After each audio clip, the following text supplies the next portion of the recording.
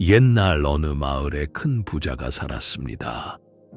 그는 아내와 일찍 사별하고 홀로 아들 하나를 키웠습니다. 자식을 끔찍이 사랑했던 아버지는 아들이 장성하여 결혼을 하게 되자 자신의 모든 재산을 아들에게 미리 물려주었습니다. 내가 죽으면 어차피 내 것이 될 텐데 세금이나 더 내기 전에 미리 주마.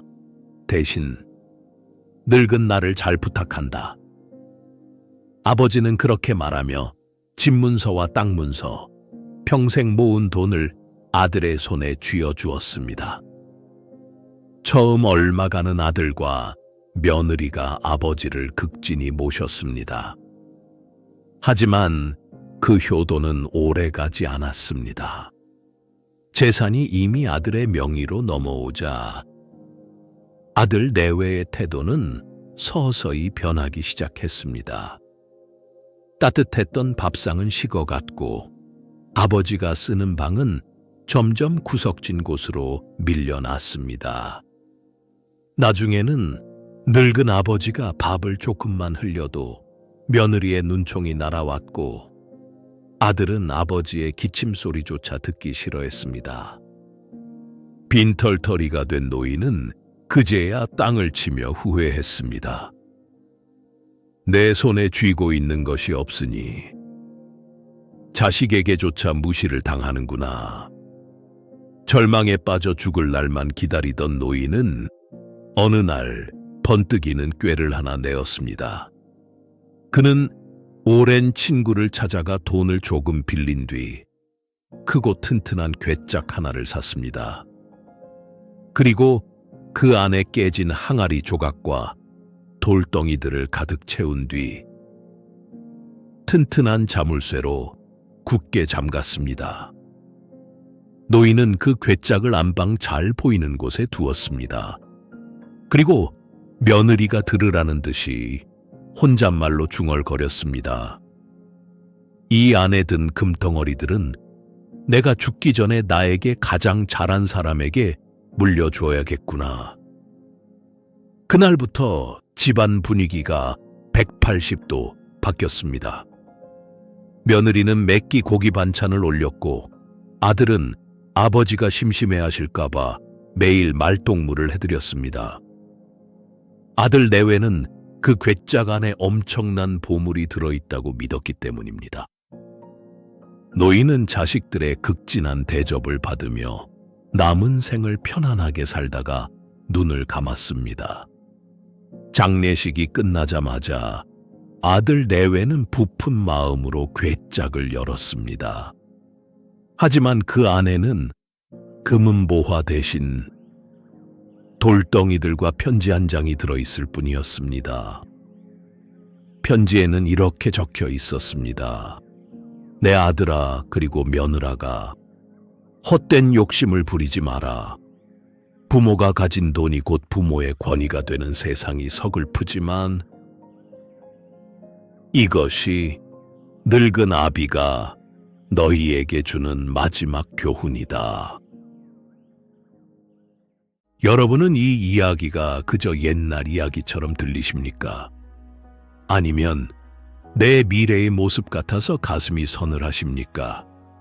자식 농사가 내 인생의 전부라고 생각하며 살아오신 여러분, 먹고 싶은 건 못 먹고 입고 싶은 건 못 입어가며 오직 아들, 딸 잘 되기를 바라는 마음으로 평생을 헌신해 오셨을 겁니다.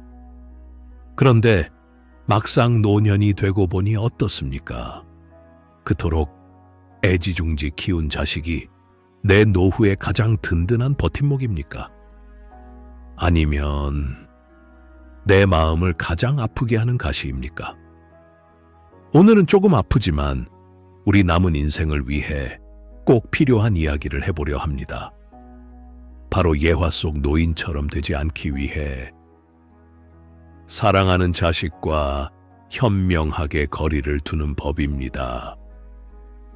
부모가 자식에게 해줄 수 있는 최고의 사랑은 끝까지 붙들고 있는 것이 아니라 제때에 그리고 적당히 멀어지는 것입니다.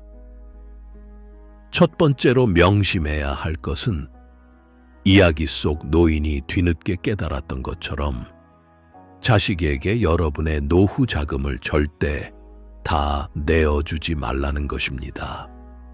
이것은 비단돈 이야기가 아닙니다. 여러분의 자존감과 생존에 관한 이야기입니다.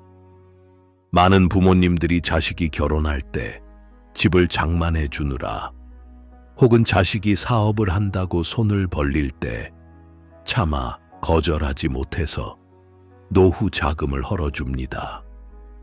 내가 조금 덜 쓰고 아끼면 되겠지. 자식이 잘 되면 나중에 나를 챙겨주겠지 생각합니다. 하지만 이것은 착각입니다. 냉정하게 들릴지 모르지만 자식에게 돈을 주는 순간 부모의 힘은 약해집니다. 돈이 없으면 몸과 마음이 위축됩니다. 나이 들어서 돈까지 없으면 자식 눈치를 보게 됩니다. 자식 집에 갈 때도 당당하게 가는 것이 아니라 마치 죄인처럼 눈치를 살피게 되는 것입니다. 반대로 부모가 경제적으로 여유가 있고 스스로 밥벌이를 할 수 있을 때 자식들도 부모를 더 어려워하고 존중합니다. 잔인한 현실이지만 괴짝 속에 돌덩이라도 들어있는 척을 해야 대접받는 것이 세상의 이치입니다. 그러니 여러분의 지갑을 굳게 닫으십시오. 그것이 자식을 강하게 키우는 길이고 여러분의 품위를 지키는 길입니다. 두 번째, 정서적인 탯줄을 끊어야 합니다. 내가 너를 어떻게 키웠는데 라는 보상 심리를 버려야 내가 행복해집니다. 자식은 나의 소유물이 아닙니다. 그들은 나의 몸을 빌려 이 세상에 나온 독립된 인격체입니다. 그런데 우리는 자꾸 자식의 인생에 개입하려 합니다. 자식이 40이 넘고 50이 넘어도 밥은 먹었는지, 저축은 하는지, 부부싸움은 안 하는지 걱정합니다. 하지만 그 걱정은 사랑이 아니라 집착일 수 있습니다. 그리고 그 집착은 자식을 숨 막히게 하고 부모 자신을 병들게 합니다. 자식에게서 연락이 없으면 무소식이 희소식이라 생각하십시오. 섭섭해할 필요 없습니다. 자식이 연락하지 않는다는 건 부모의 도움 없이도 잘 살고 있다는 증거입니다. 얼마나 대견한 일입니까? 연락 없는 전화기를 붙들고 기다리지 마시고 그 시간에 여러분의 친구를 만나고 여러분의 취미를 즐기십시오. 세 번째, 자식 집은 남의 집처럼 생각해야 합니다. 아무리 내 배 아파 낳은 자식이라도 그들이 가정을 꾸렸다면 그 집은 엄연히 남의 집입니다.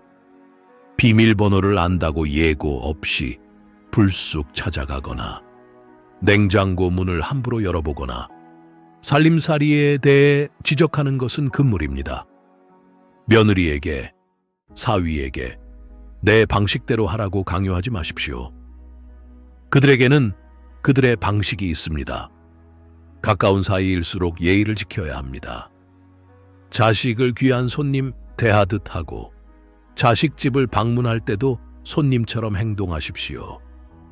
그래야 자식들도 부모를 귀한 손님으로 대접합니다. 난로와 같습니다. 너무 가까이 가면 데이고 너무 멀어지면 춥습니다. 적당한 거리를 유지하는 것이 관계의 온도를 지키는 비결입니다. 마지막으로 자식을 위해 가장 잘하는 일은 부모인 내가 건강하고 행복하게 잘 지내는 것입니다. 자식에게 무엇을 물려줄까 고민하지 마십시오. 돈을 물려주면 싸움이 나고 빚을 물려주면 원망을 듣습니다. 최고의 유산은 자식 도움 없이도 씩씩하게 잘 사는 부모의 뒷모습을 보여주는 것입니다. 부모가 즐겁게 살면 자식은 죄책감 없이 자신의 인생을 달려갈 수 있습니다. 그것이 자식의 발목을 잡지 않고 날개를 달아주는 일입니다. 나이 들어 혼자 되는 것을 두려워하지 마십시오. 자식과의 거리가 멀어지는 것을 슬퍼하지 마십시오. 그 빈 공간은 외로움이 아니라 비로소 나를 위해 살 수 있는 자유의 공간입니다. 자식은 떠나보내야 다시 돌아옵니다. 꽉 쥐고 있으면 모래처럼 빠져나가지만 손바닥을 펴면 그 위에 평화가 깃듭니다. 여러분의 품 안에서 자식을 놓아주십시오. 그리고 그 빈 팔로 여러분 자신을 꼭 안아주십시오. 그것이 진정한 노년의 행복입니다.